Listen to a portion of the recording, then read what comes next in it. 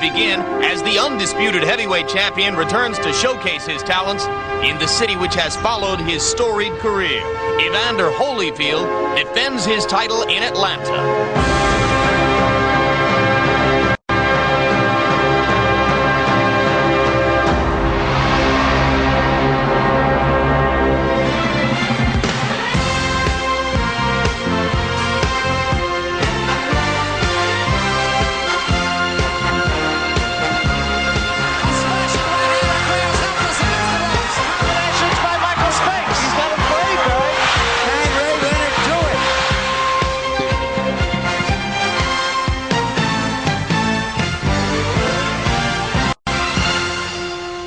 Atlanta, Georgia is on a sports roll. A little over a year ago, a startling announcement. The International Olympic Committee has awarded the 1996 Olympic Games to the city of Atlanta.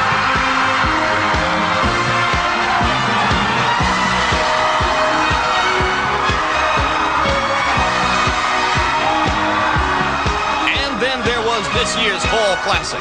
For the first time, a professional franchise from the capital of the New South played for a championship.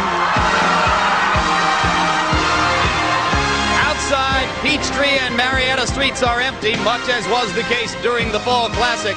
Attention switches tonight from Fulton County Stadium to where we are live from the Omni in Atlanta as HBO Sports continues to present World Championship Boxing. And now the main event. Undisputed heavyweight champion Evander Holyfield puts 2 of his 3 belts on the line against heavyweight Bert Cooper. The battle is scheduled for 12 rounds. We bring you back inside this massive indoor arena. And the last significant heavyweight fight in this city, we remind you, was Muhammad Ali's comeback fight after his 3.5-year retirement due to his refusal to be inducted into the armed services. October 26, 1970, the greatest was given the go-ahead to fight by the Georgia Commission and stopped Jerry Quarry on cuts in 3 rounds as he moved toward his battle with Joe Frazier in Madison Square Garden the following year. Welcome back once again, and once again with us, sitting in for George Foreman tonight, one of the greatest of all time in his own right, trainer, manager, and boxing commentator Gil Clancy. Gil, run down the dangers for Evander Holyfield now as he takes on an opponent that I'm sure most of our viewing audience has never heard of, Smokin Bert Cooper. He has to be a little mixed up. He started training for Mike Tyson, a short, muscular guy, fast hands. Then they changed the opponent. It was Francesco Damiani, a guy that's not a big puncher, a tall guy, reputedly a good boxer. Damiani fell out. Now he's back to the short guy again, a guy that's a dangerous guy and a dangerous puncher. It can prove a minus for Evander Holyfield, the fact that he's been looking at training for Damiani, and then he went back to Cooper. And the other minus, as far as I'm concerned, is the fact that he's fighting in front of his hometown folks. It could be a plus, it could be a minus. Sometimes when these guys fight in front of their hometown folks, they get a little uptight. They try to do a little better than they can do. If he stays self-contained and is the real Evander Holyfield, the real deal, he should get the job done. There are fight fans who would say if Holyfield lost tonight, well, he wasn't a real heavyweight champion anyway. He never fought Mike Tyson. How do you assess Evander Holyfield at this stage of his career? I think Evander Holyfield is a real good, solid heavyweight champion of the world. He doesn't have to fight Mike Tyson. He has to fight whoever the best guy is out there. And we mentioned the word history.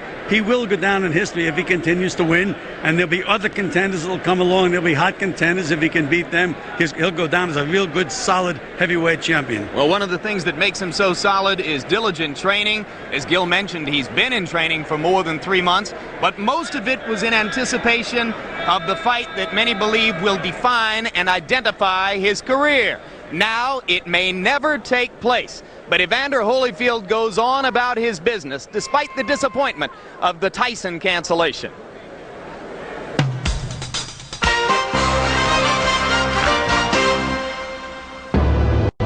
People, talk about the $30 million. It wasn't in my pocket. I didn't lose it. And in life, we always hope for the best. And I guess in this situation, it didn't come about.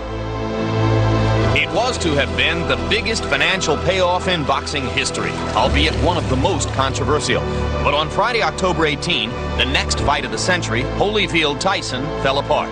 The champion claims it was the one phone call he had least expected. my manager, Shelley Finkel, and my promoter, Dan Duver, left messages telling me to call them like something had really happened. In general, I didn't think about boxing. I thought maybe something had happened with Lou. He got sick or something like that, or something, bad had happened. Then when I called and they said, you heard about the fight? I said, no, it's, Tyson injured and the fight is called off. Probably the costliest long-distance phone call Holyfield ever made. But one of this champion's hallmarks is extraordinary patience. Happy birthday, Evander. Happy birthday to you. Thank you very much. There was to be no cloud of gloom. A birthday party, a few interviews, and it was off to the World Series to cheer on the hometown Braves. I think that was the best thing for me. That was my first time ever going to a World Series. And out of 7 games, I got an opportunity to see 6. We didn't win, but, it was a lot of excitement. And I think emotionally it took a lot out of me, traveling back and forth to Minnesota. But, I had a good time, and really, I think that took a lot of pressure off me. With a frustrating whirlwind of a week behind him, Holyfield returned to Houston to resume training. It was business as usual for one of boxing's most diligent workers. It's a great shirt. That's what I was going to say. I like your shirt. Thank you. The same schedule, the same intensity applied even to bowling night, a weekly training camp ritual. When you work hard, you need some form of relaxation. And Wednesday, I get an opportunity to bowl something that, I love to do, but it's competitive. I get to bowl against my brothers and other members in the camp. But they give everybody that equal opportunity because it's not like I'm so much better than them in bowling, even though I beat them. But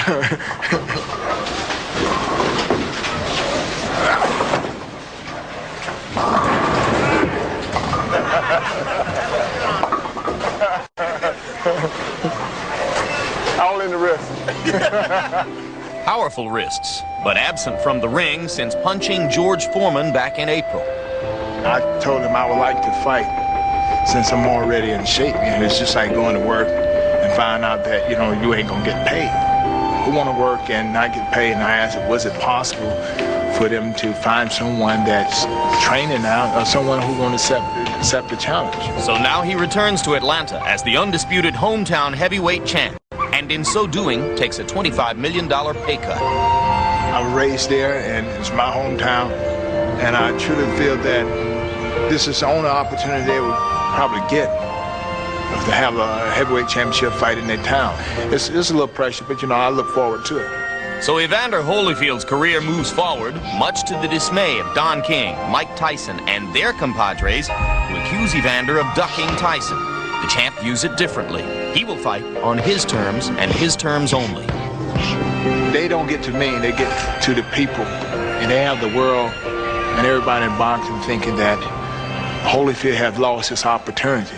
How can I lose the opportunity when I'm the champion? And, I trying to tell people, I didn't lose. Here's a man lost his opportunity. I have something that he wants if he really wants it. And why should I have to run behind him and not fight because he got injured? I didn't get injured, and it's not like I lost my chance of lifetime. I haven't lost anything. Especially not his integrity, which may be the most expensive prize in Evander Holyfield's vast portfolio. A champion who sees his job as to fight, not to wait. And now we won't have to wait too much longer to see Holyfield in the ring for this title defense against Bert Cooper. The World Boxing Council says that if Holyfield loses, its title is vacated, with both the WBA and the IBF see the heavyweight championship being on the line here tonight, with Cooper having a chance to win those 2 belts. And for more on the man who finds himself in this position of opportunity and on the fight itself, we go upstairs to Larry Merchant. Up front, what I'm going to do now is shill for a fight, or more accurately, for boxing. What tonight is about is this. Champions like Evander Holyfield fight journeymen like Bert Cooper between major fights. These interludes give us a chance to watch the champion do his stuff. Sometimes we're surprised, when they turn out to be more difficult than we anticipated, which could happen tonight. And about every 50 years in the heavyweight division, a Braddock beats a Bear or a Douglas beats a Tyson. These interludes also provide an opportunity for the cynics who flower in boxing to throw up their hands and flex their intellects and say, how can he fight that guy? Well, how can the Twins play the Indians? How can the Bulls play the Timberwolves? How can the Bills play the Colts? And how could Becker play a tennis match against Homo Helm of Tasmania in the U.S. Open? While you figure out the answers to those questions, let's take a look at a man for whom Christmas came very early this year.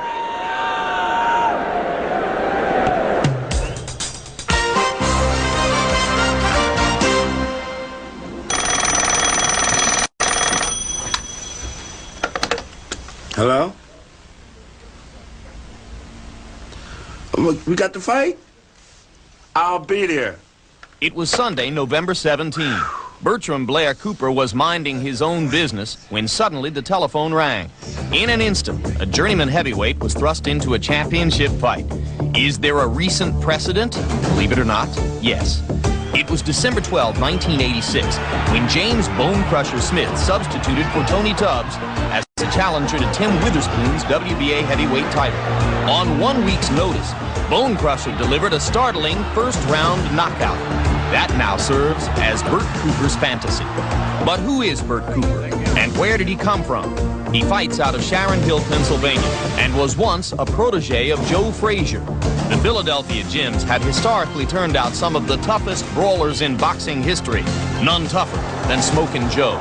Cooper's admiration for his mentor spawned an uncanny resemblance in the ring. He became Smokin' Bert Cooper, Joe Frazier's left hook inheritor. He taught me a whole lot, the boxing skills and stuff, and how to respect people and stuff like that. Because I was real young, what to do in the boxing game, press conference and stuff like that. He taught me the whole ropes. We like two of a kind. We're two of a kind. He always sang to me. We're two of a kind. But in June of 1987, the 209-pound blown-up cruiserweight lost an 8th-round TKO at the hands of Carl the Truth Williams.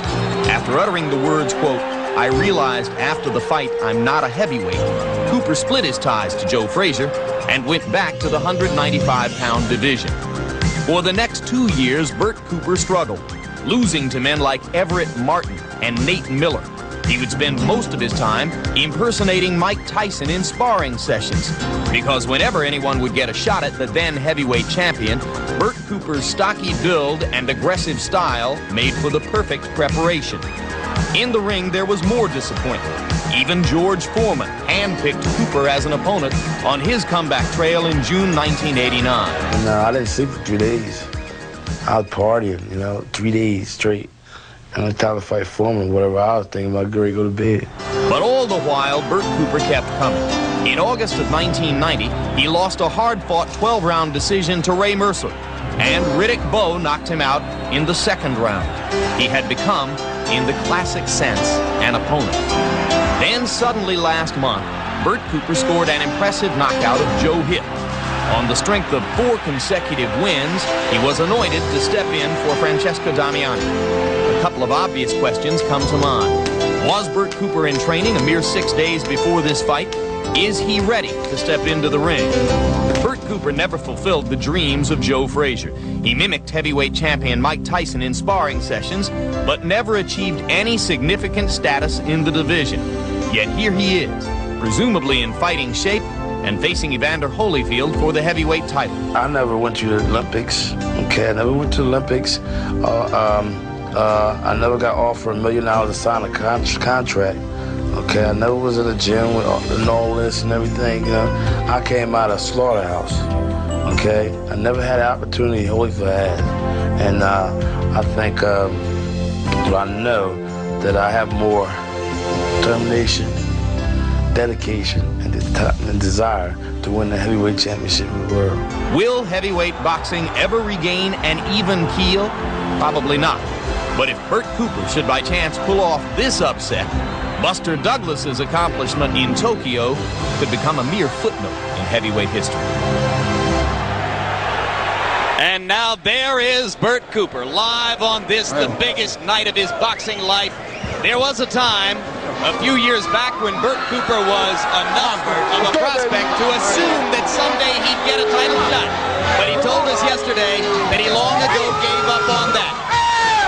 Watching him, I'm reminded of a one-time unknown challenger named Ron Stander, who fought Joe Frazier for the title. Ron Stander's wife said the night before the fight, it's like putting the Volkswagen into the Indianapolis 500. But this guy can fight some. He's like a temperamental, big European car. Sometimes he just goes off the road and decides to stay there, but sometimes he can really go. Well, and you say, Gil Clancy, through much of his career, he wasn't beaten in fights, but he gave them away. He lost them himself. That's correct.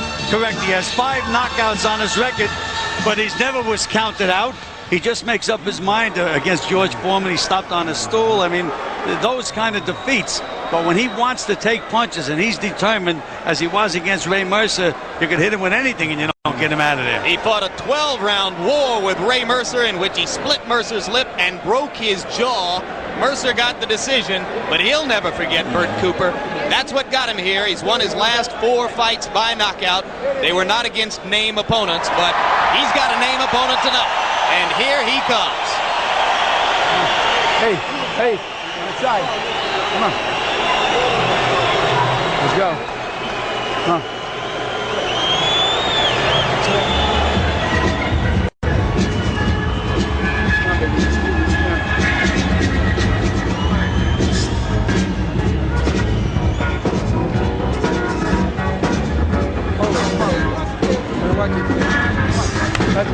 The arena holds 17,000. Promoters anticipated that 14,000 of the seats will be filled. And indeed, if perhaps not quite that many, there is a sizable crowd on hand.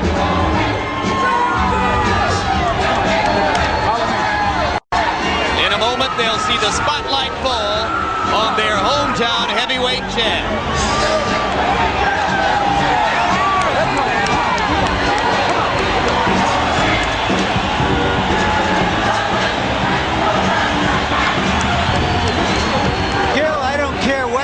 This life, there's nothing like being a conquering hero and coming home. That, especially defending the heavyweight championship of the world.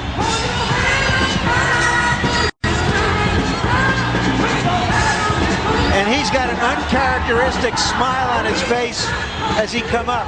This fight probably has cost him $300,000 or $400,000 because he could have gotten that much more money to fight in Atlantic City or Las Vegas.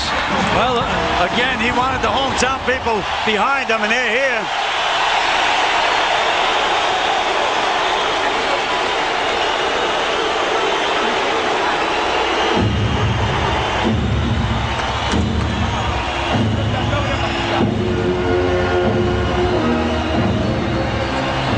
Evander Holyfield has had 26 fights and has won them all. And now the crowd goes into the characteristic chant that dominated the audio portion of the World Series for the 3 games that were played here in Atlanta. I don't know if it's politically correct anymore to do a tomahawk chop, but it may be the most appropriate place for it because they're looking for Holyfield to use the chop in the ring. And certainly Cooper will be hoping to be brave.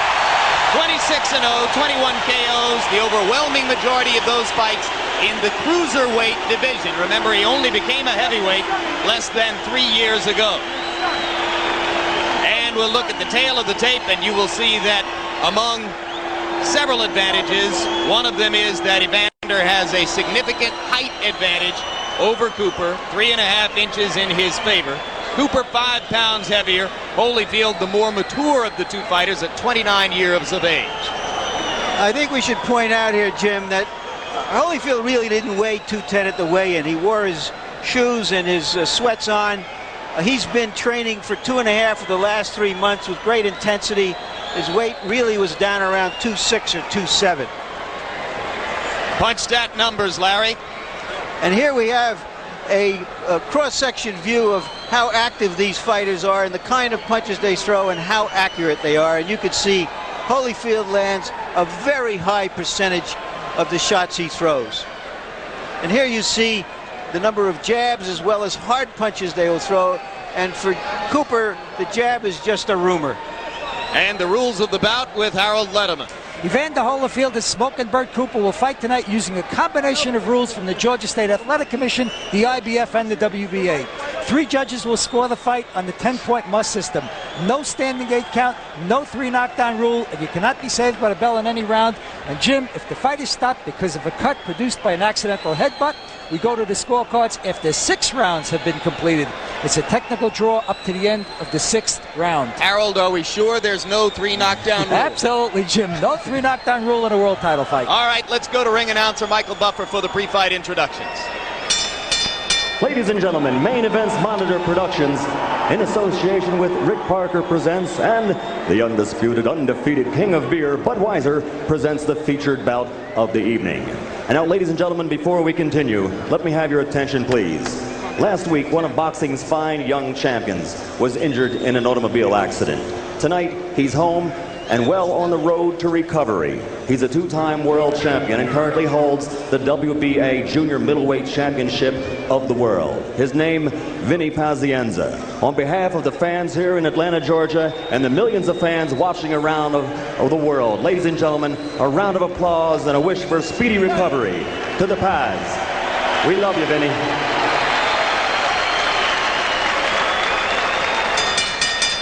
Ladies and gentlemen, this bout is sanctioned by the Georgia State Boxing Commission, Chairman Lindsey Rouse, Commissioners in attendance, Dr. Ron Stevens, Paul Carter, and Dr. Chris Vaughn.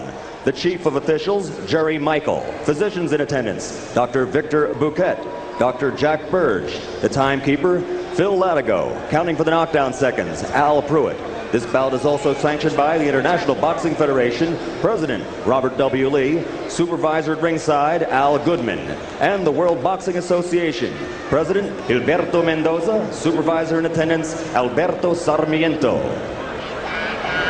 The 3 judges assigned to score this bout on a 10-point must system are Isidro Rodriguez, John Rupert, and Sheila Harmon Martin.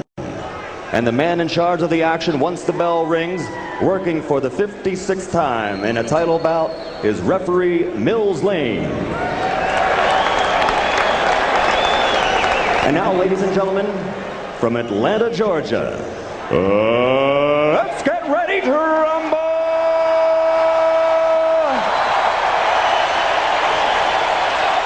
Introducing first, fighting out of the red corner, wearing the black trunks with silver trim, weighing an even 215 pounds. He has a professional record of 26 victories with 7 defeats, and he has demonstrated his punching power, scoring 23 KOs in those 26 victories.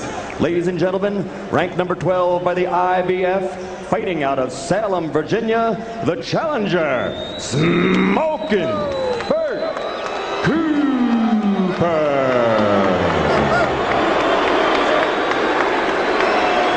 And across the ring in the blue corner, his opponent, wearing the blue and gold colors and weighing an even 210 pounds.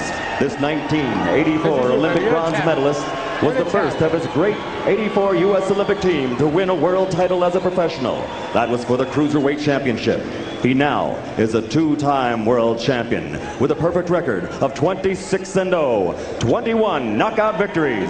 Ladies and gentlemen, from Atlanta, Georgia, presenting the undisputed, heavyweight champion of the world, Evander Holyfield.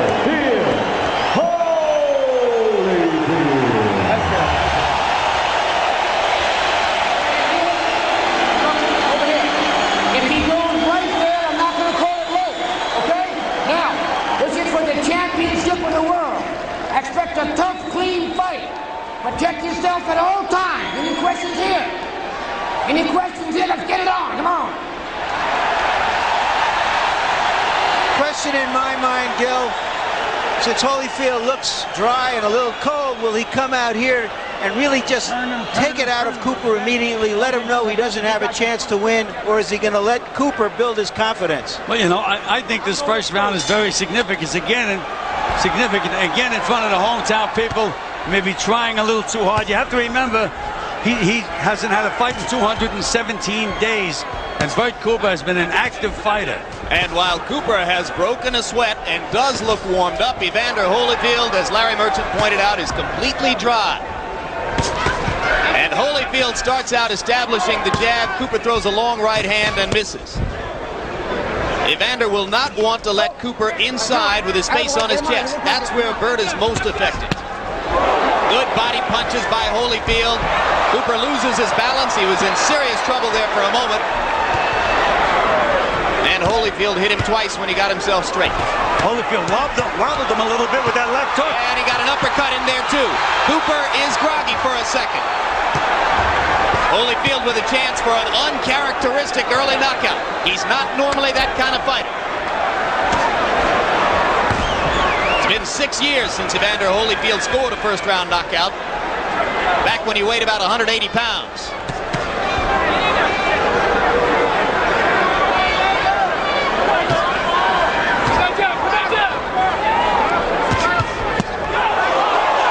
The right cross was a beauty, and down goes Bert Cooper. It's a left hook in the body, Jim, was the punch that really hurt him. After the right hand, he took a left hook underneath. Beautiful left hook to the body. Long time to go in the first round. Cooper comes over the top with a right, but he left himself open. There's that quick right hand of Cooper's on the inside. Very effective with that right hand, Cooper. He looks as though his head is clearing. Come on.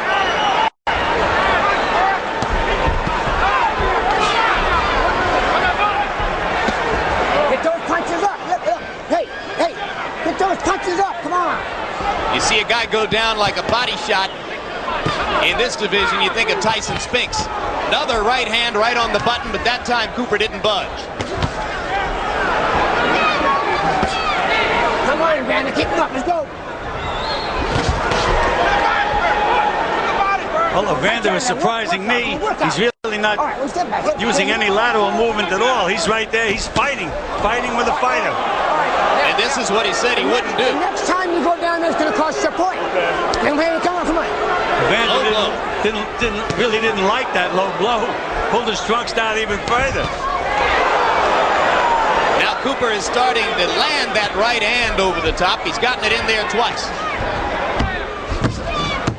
Holyfield off balance after missing the right, but he comes back with a left to the body. And Cooper's covering up again. Well, Evander is getting the best of this round, but he certainly is fighting a Cooper-type round. I agree with you, Gil. We all thought that Cooper was a good opponent for Holyfield because he would have to box and move against him as he will against big heavyweights, including Tyson. But he's elected to take the initiative. When you get inside, stay close to him as you can. When you get in there, get that body. Okay? Yeah. Come on, pants out. You just heard in the corner, they're telling him to go for the body. Apparently they saw a soft underbelly there. And Holyfield was following orders, apparently, because that was as wicked a body shot as you'll see him ever land. There you go. Check this out.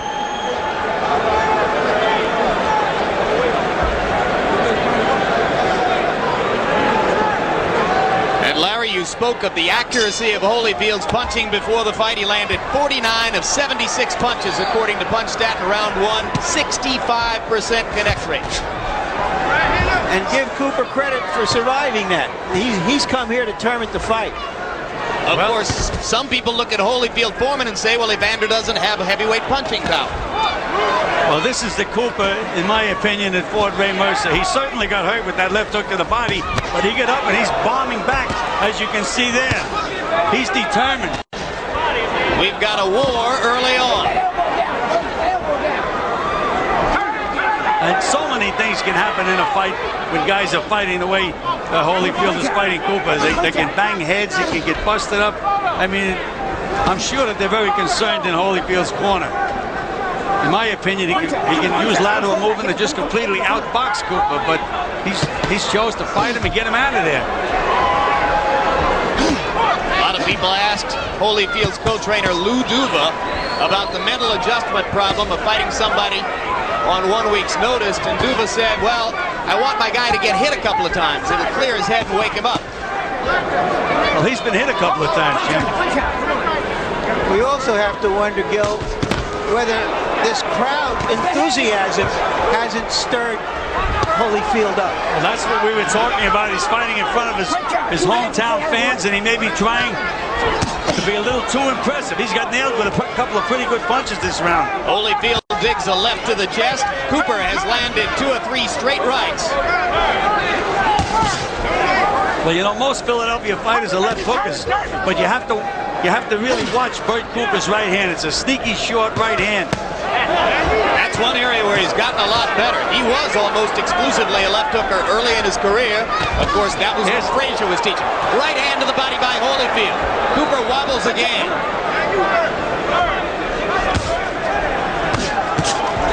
Good uppercut by Cooper. That was the Mike Tyson combination. Wide right hand that bring the right hand underneath.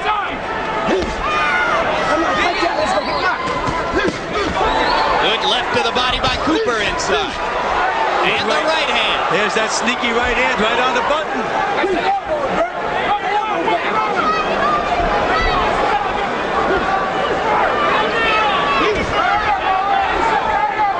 Since the knockdown midway through round 1, it's been an even fight.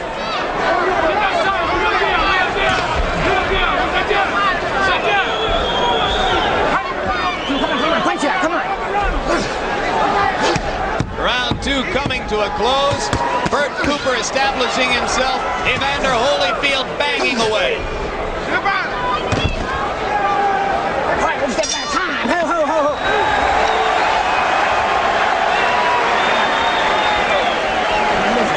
Listen, I want you to sit down on him this round, you understand? Sit down on him. Stop tying him up. Let him fire, so use your defense. And when you make him fire, make him miss him, then hit him in the body. You see? When tying him up, you're using a lot of energy. Deep breath. Yes. All right, now take a deep breath. Come on, pull in. Suck it in. That's it. Suck it in. Keep hitting that body. Slip his punches on your way in and keep running that body. Going 3rd round, right? Yeah, 3rd round. Third round. That's right, take a deep breath. Hit him good to the body. Be first. Don't let him give off. Coming body. That's what you do with this guy. Huh? Don't be tying him up. Use your defense. Walk right around. Walk right around. It's pretty early for a fighter to be asking what round it is, Gil, so I don't know how much longer he's prepared to go at this pace. But on the other hand, they're telling Holyfield in his corner to play a little bit more defense. Holyfield lands a left hook, and Cooper wobbles again. Cooper grins as if to say, you didn't hurt me. That usually means you did. And that's exactly what he did with Ray Mercer. He'd take those bombs right on the button, and then he'd grin at Mercer.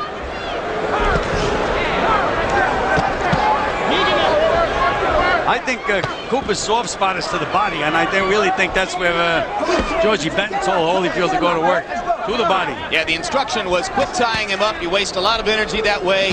Bang to the body instead. Easier said than done when the man puts his head right on your chest all the time. And again, even though Holyfield, in my opinion, is winning the fight, he's fighting Cooper's fight. And there's that sneaky right hand of Bert Cooper's. And Holyfield wobbles in the corner. The champion in trouble. Cooper bangs away. Holyfield almost goes down. Mills Lane's going to call it a knockdown and give him the count. Evander Holyfield floored in the 3rd round by Bert Cooper. And a long way to go. You've got high drama in Atlanta.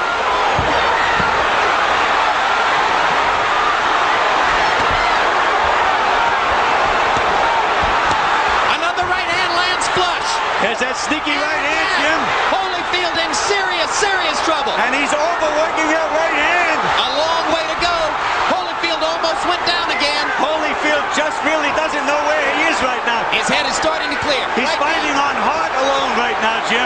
Heart alone is keeping Evander Holyfield up. And Cooper may have punched himself out a little bit with that flurry. Oh, what a right hand by Holyfield. And now it's Cooper who is standing stock still. Oh, what a sensational right cross Holyfield landed to start this rally. But Bert Cooper won't go down. You're looking at one of the memorable Holyfield better watch out and better remember defense. Believe me, right at this moment, anybody can get hit, can go.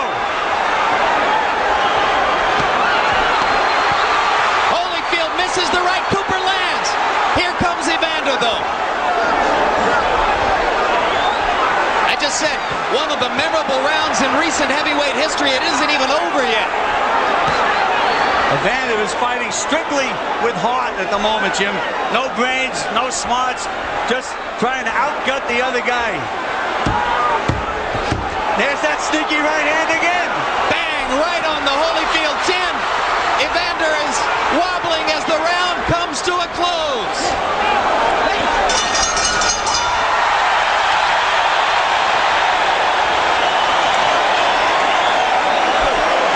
It doesn't get much better than that, but it shocked a lot of people. Now this guy, feel the pain.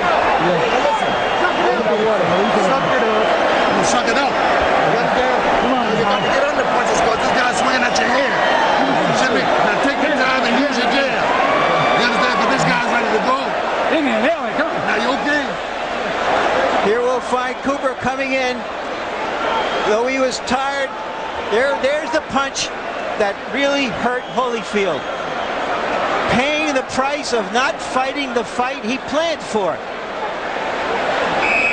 And here, this is just an example of one man's incredible determination, Gil. He has never been knocked down, tremendous conditioning, and he took over that round with about a minute and a half to go. But Larry, in a heavyweight fight, one punch by either guy can change things completely around. Well, you saw it happen twice in that round, gentlemen. And there's that right hand.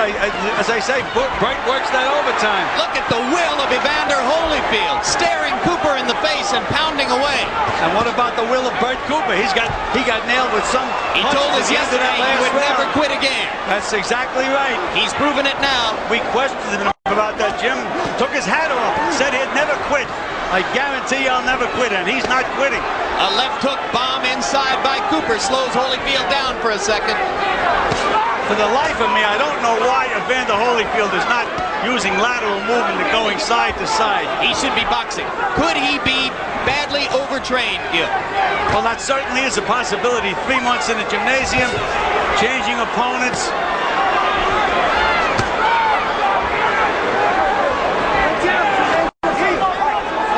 Evander told us that in the last 10 days he slowed down his training because he was really ready more than 2 weeks ago. That's very dangerous, particularly for a big fighter. Cooper's punches seem to have slowed down now, Jim. I think that right cross in the middle of the last round from Holyfield had a lot. He would be dangerous, Bert Cooper, if he was falling down. There's that right hand again.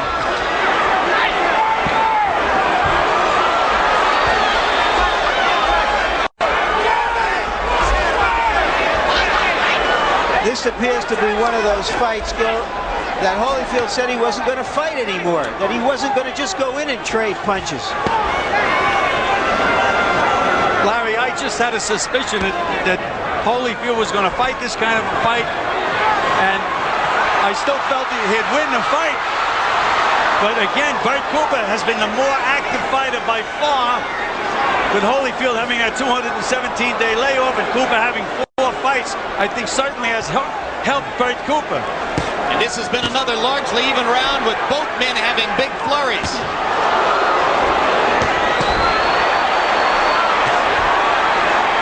Cooper grinning again. Holyfield lands an uppercut.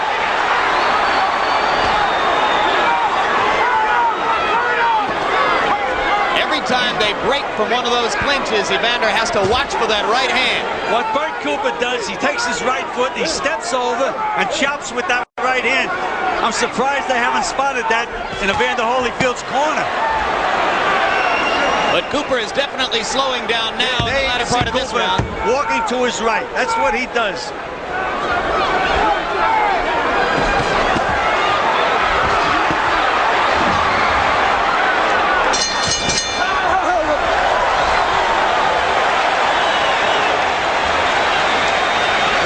They have a heavyweight fight here every 21 years, but they sure have a good one. Harold Letterman, how do you score it? Larry, 39-36, 3 rounds to 1, Evander Holyfield. The third round, I definitely called it 10-9 Bert Cooper. Even with the knockdown, I thought Evander Holyfield fought back enough from a 10-8 to bring it back up to 10-9 late in the round. So I've got it 3-1, an extra point for Evander in the first round. What's third round? I'll give him.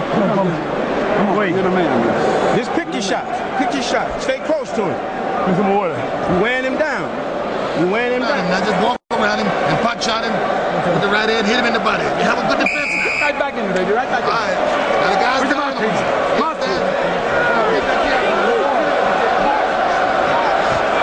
Bert Cooper may be the only consumer in America with more money to spend this Christmas than he anticipated about a month ago. And if he keeps this up, he's going to have a lot more money in future Christmases. It very well may be. And in Evander Holyfield's corner, they told him to walk Bert Cooper around inside and bang him to the body. But that's what Cooper's been doing to him. There's a big right hand. And Cooper's in trouble. Holyfield banging away with the right hand, but Bert won't go down. Oh, look at that. These are awesome punches, and Cooper has just about had enough. And he decided not to quit. He almost quit and decided not to do it. And he'll take punishment. The uppercut's been the punch, Jim. There it is again. The uppercut's the punch. There it is again. Evander found the key. There it is again. Yep. Left to the body, right uppercut up the middle. He's landing it over and over and over. Again. I think Mills Lane was right on the verge of stopping it about 10 seconds ago. But you can't stop it when Cooper has been this courageous. And Evander Holyfield is showing signs of being tired. And believe me, an uppercut is a very effective punch, but it's dangerous to throw from outside. Round's only half over, and Holyfield is punched out. Punched out. Can't throw anything right now. Timeout now as Mills Lane wants to look at Holyfield's glove. It is broken. The right glove is broken. Both fighters are going to get a long rest. And I think that Holyfield needs it more than Cooper, despite the fact that Cooper's been taking the battering. I don't think Holyfield would have thrown another punch for 20 or 30 seconds. You know, sometimes the opportunity to fight for a title, especially the heavyweight title, just makes a man galvanize all of his forces into giving the best he's ever had. Much as Douglas did in Tokyo. All right, you've got shades of Muhammad Ali, Henry Cooper here with the torn glove. Harold Letterman, what's the rule? Jim, they get the fighter who doesn't have the torn glove to a neutral corner. They're not supposed to let a second talk to him. In the meantime, they take advantage to his corner and change the glove. They always have a spare set of gloves at all times. But in the famous Henry Cooper Muhammad Ali incident, there the torn glove happened between rounds because Angelo Dundee was trying to find some time for Ali. Who said it did happen between rounds? Absolutely right. I thought you said it happened during the round. He's punching so hard. I don't know if I've ever seen in a big fight one fighter punching so hard that he actually rips the glove from punching. Well, so far, Holyfield has thrown 45 punches in this round and landed 36 of them. What kind of a war is it? Both men, to this point in the fight, have landed more than half their shots. And Bert Cooper now has a cut on the side of his right eye. It's a small cut, but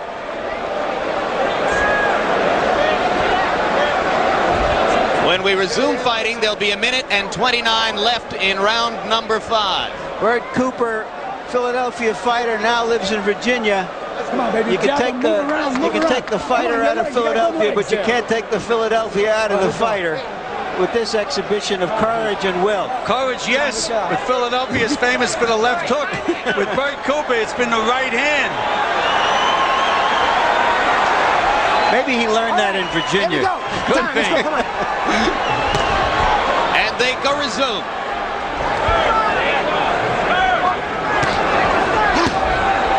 See what he does inside Bert. He takes that right foot, steps over with it, and bangs with that right hand. Let's see if Evander remembers to go back to the left of the body and the right uppercut. There it is. There's that uppercut, Jim. He didn't forget. He missed it that time, but he certainly didn't forget it. All right, one step back, guys. One step ahead. Come on.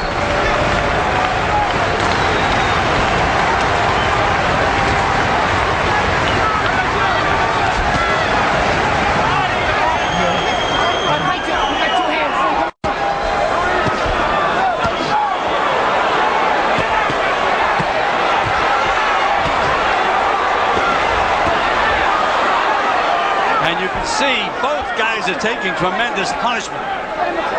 This has become a question of wills and conditioning.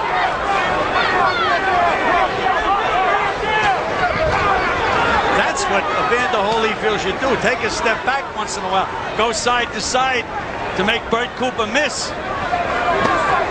Get him up, Evander. Come on. Conventional wisdom is that Evander Holyfield is the best trained, best conditioned heavyweight in the sport and maybe in the history of the sport. But is he overtrained coming into this fight? Cooper lands a left hook, and round 5 comes to a close.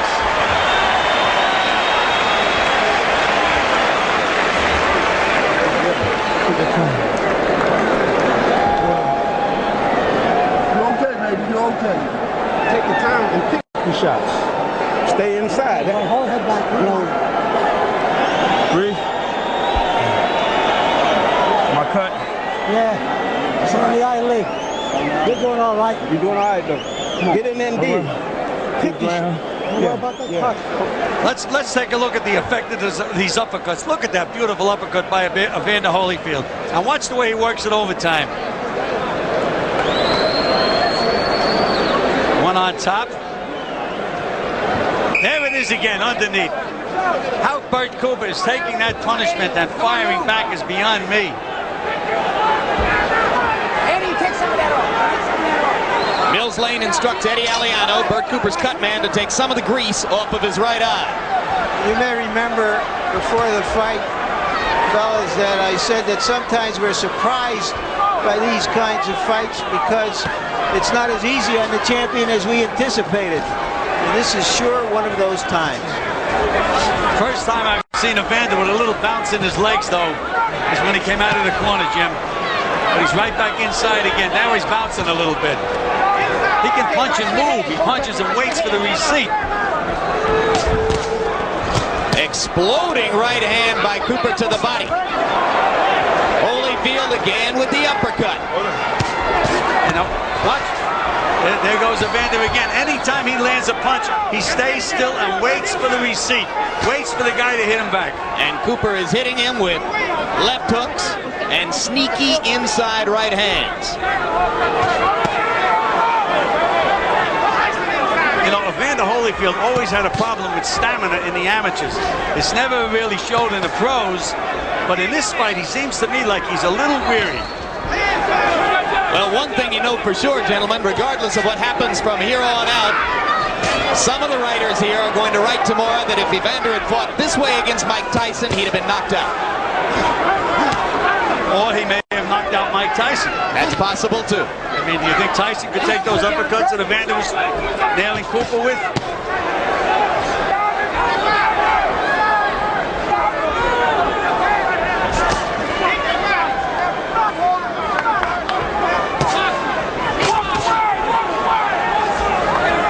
The cut is not opening up on the right eye of Bert Cooper, and I mentioned the name Eddie Aliano. As you watch that cut throughout the fight, remember that Aliano is one of the best, if not the best in the business at closing cuts. That's so important, Jim, to have somebody in there that doesn't panic, knows what he's doing, keeps the fighter in the battle. There's that. Oh, what a right hand. But they're coming fewer and a little more far between.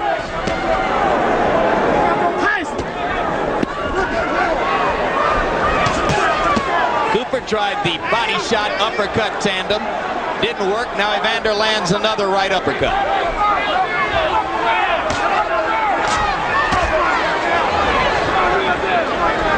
The heart and will of Evander Holyfield. Much celebrated, but tested tonight. Holyfield has not been knocked down since an amateur fight in 1979. He did not go down to the canvas tonight, but it was scored a knockdown by the referee.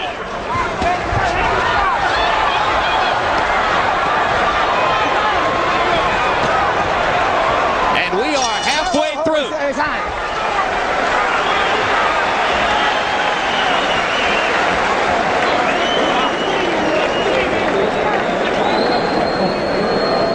Let's go. Hold on. Check it out. Whatever they got on him, he's burning my eyes. Hey, tell the referee. Tell the ref. Hey, ref! Come here. He's burning my eyes. He got some kind of ointment that's burning his eyes, coming off his body. Burning his eyes. Get that stuff off his head. There you go. He got an ointment on his body. Get inside and dig that body. And do the Tyson inside. We're around here. 7. Take and pick your shot. Dig.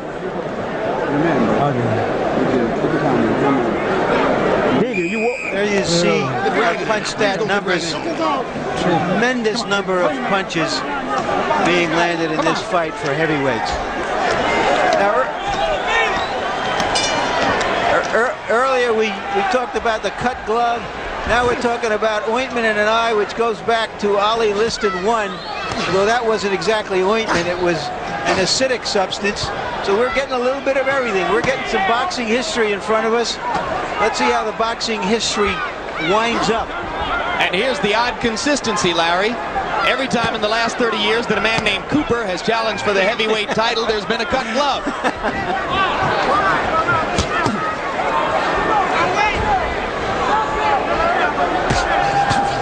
Another uppercut. I'm surprised that Evander Holyfield isn't using the jab a lot more, Jim.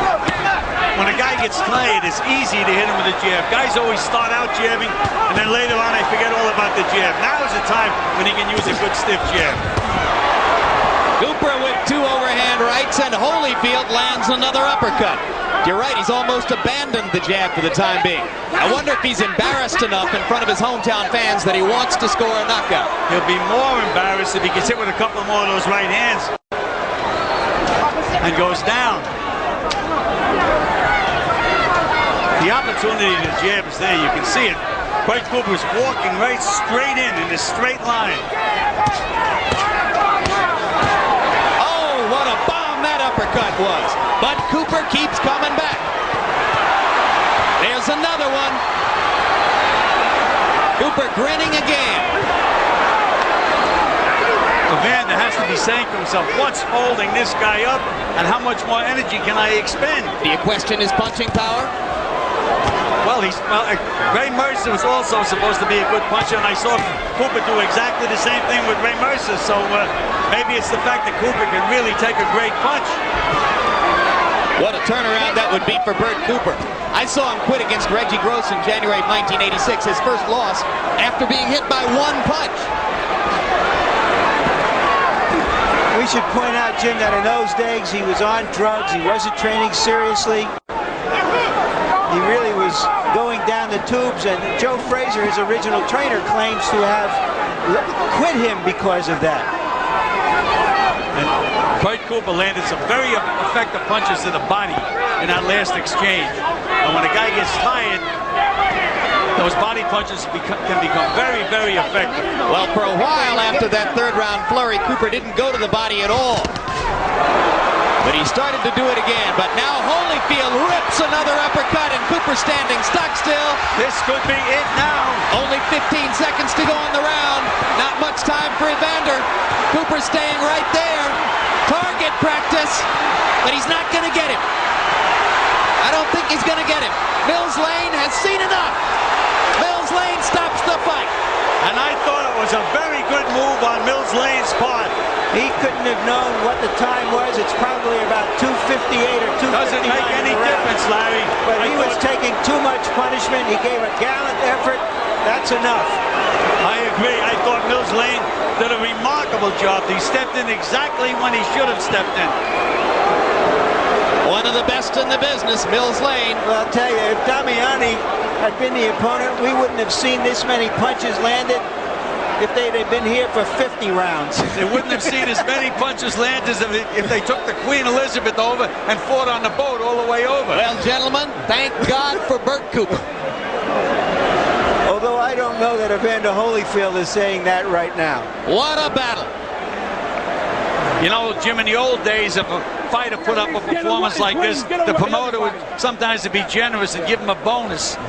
Do you think that Bert Cooper earned a bonus in this fight? Bert Cooper, who's never made more than 100 grand, is getting 750 tonight. Well, no, he's getting closer to between 4 and 5. Let's take a look at this impressive barrage, this fusillade of hard punches at the end of the round. But his bonus will be the fact that he will get more fights against some of these young heavyweights.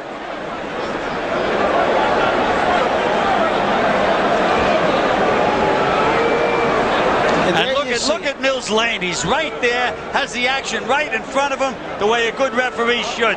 Right on top of things. Yeah, and this, incidentally, as we watch this from another angle, is a homecoming for Mills Lane. The mayor you see there, he's from Reno, of course, but he is originally from Georgia, from a prominent family in Georgia. He came here to show his stuff, and he came through. And so did Evander Holyfield. In desperate trouble in round number 3, challenged in a way that few expected him to be challenged by a Bert Cooper who showed heart and will and courage and a heck of a right hand. Holyfield demonstrated that the well-publicized heart is by no means overestimated.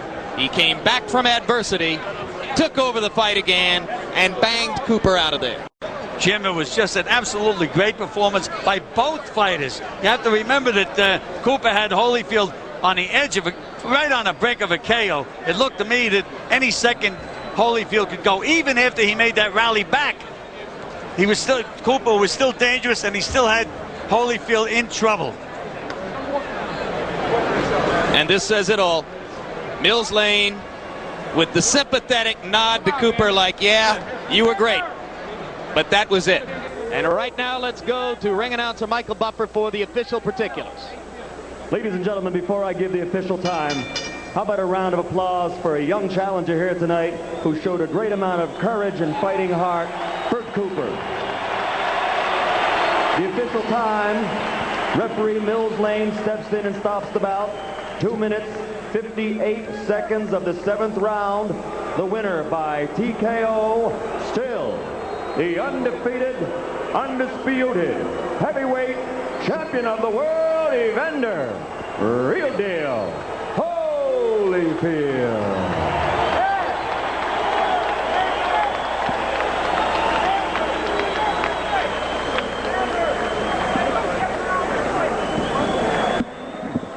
All right, let's go to Larry Merchant with the heavyweight champion of the world. Larry?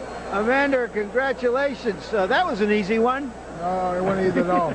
Bert Cooper was very game, and for a guy to jump in there not too long for a notice, he fought his heart out, and I have to commend him, for winning the title. Did you jump on him early instead of boxing because you felt that he couldn't be in good condition? Well, not at all. Bert Cooper is the type of guy, once he gets the momentum, it's easy for him to stand there. My strategy is to go out there and try to frustrate him from the start, try to make sure is he in condition to jump on him where he has to use that energy early and not just coast through the early rounds and have something for the later rounds. I guess the real thing we all want to know was how badly were you hurt in the 4th round? Well, I wasn't hurt badly. I don't know how bad one could be hurt. He hit me with good shots, and I guess it would be quite common if you get hit with consecutive punches like I got hit with at the time, and the point of recovery. Well, Evander, you were reeling around there almost like you didn't know quite where you were. I feel that I had everything together, but when you get hit with a good shot, it's not like you can bring your body back together like you want to. My mind was there, and I realized, that he hit me with a good shot, and I was trying to keep him getting hit with another shot, but I guess at the time didn't have control of the whole body at the time. Did your conditioning get you through? Well, yeah. Conditioning is a big part of it. Conditioning is when you get hit with a good shot and you're able to come back as quick as if I did. You threw a tremendous number of uppercuts in that fight that landed. How did he take those punches? Well, I feel that when you're in a situation of Bert Cooper, don't take nothing from him. He got a lot to gain, and by coming out and taking the fight on the short notice, he was geared up and he came out to fight and wasn't taking nothing for granted. Were you trying to be too impressive in your hometown, trying to get him out of there too fast, do you feel? Well, not at all. I went out there and I did what I felt that was right at the time. I boxed him and he got in there to make it more of a brawl. I couldn't get away from him fast enough to use the boxing tactic because it was early in the round. It was just brute strength. And he was strong enough to force me into fighting more of a brawling type fight right then and there. It didn't really look like you ever boxed him the way you said you would box. You indicated you were never going to get in one of those slugfests again. Well, you go into a fight with a thought of playing. Well, I'm a box this guy, but he was aggressive enough to put me in a fight that I didn't want to be in. But I was forced to fight that fight. That he would still load the rounds. All right, let's look ahead now. You've been in the gym for almost every day for 3 months.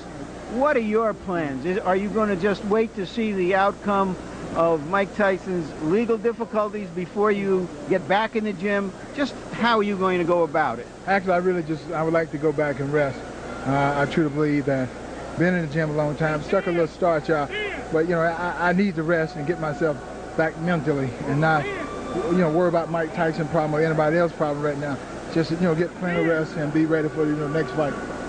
Just one quick question to Lou. Do you think that you're just going to go on ice now until Tyson's difficulties are resolved? No, we manage and train Evander Holyfield. He's his own man. We're not going to wait around for Mike Tyson. When Mike Tyson becomes available, we'll be glad to fight him the following day. Up until then, he's going to do his own. He's going to do his own thing. So there is a chance he might take on another opponent before Tyson. Absolutely not. We're not going to just sit around and wait for Tyson. We'd like to fight Tyson tomorrow if we could, but if he's not available, then we'll go on to somebody else. I don't really think you want to fight Mike Tyson tomorrow after a night like this, but congratulations, Evander. Back to you, Jim and Gil. All right. Thanks very much, Larry. Gil, time to assess what we saw. The first question, how much of it was bad Holyfield? How much was great Cooper? Well, as Evander Holyfield himself said, Bert Cooper made him fight the kind of fight that Bert Cooper wanted to fight. In other words, Bert Cooper was doing the dictating in there. And as we had mentioned earlier in the show, Evander beat him at his own game. That's just about what happened in the fight. So that's a good statement on Evander's ability to adjust. Oh, absolutely. There's no question about it. He fought Bert Cooper's fight, and he still won the fight. Does his chin become more questionable than ever before after the knockdown in round number 3, or what was scored a knockdown? No, I don't think so, Jim. If a heavyweight, one good heavyweight, especially a guy that has a snap on the punch that Bert Cooper has, if he hits anybody right, they're going to wobble, and that's what Evander Holyfield did. Let's see if Bert can wobble Larry Merchant. Larry? Okay, Bert, that was a great fight you put on, particularly the fact that you didn't have a long time to prepare for this fight. But as you promised us, you didn't quit. No, I didn't quit. I was just, I don't know, just a referee, see something he didn't like. Yeah, so why didn't the referee stop the fight whenever Evander was in trouble like that? In the 4th round, you hurt Evander. Are you going to be looking back on that round for the rest of your life, asking yourself, why couldn't I have finished him? Yes, yeah. But asking yourself, why did Mills Lane step in and stop the fight? But we get another chance. I hope, hope we get another chance before he retires. Do you think that somehow this fight, this showing, puts away your career, which has been up and down and erratic, and that this puts you on a different track as an athlete? Yes, exactly. No more ESPN fights. No more ESPN fights. No more, ESPN fights. No more ESPN fights. Well, that's a little, something to get in shape with. Fight to stay in shape. Thank you very much, Bert. We'll be happy to have you back here on HBO. Back to you.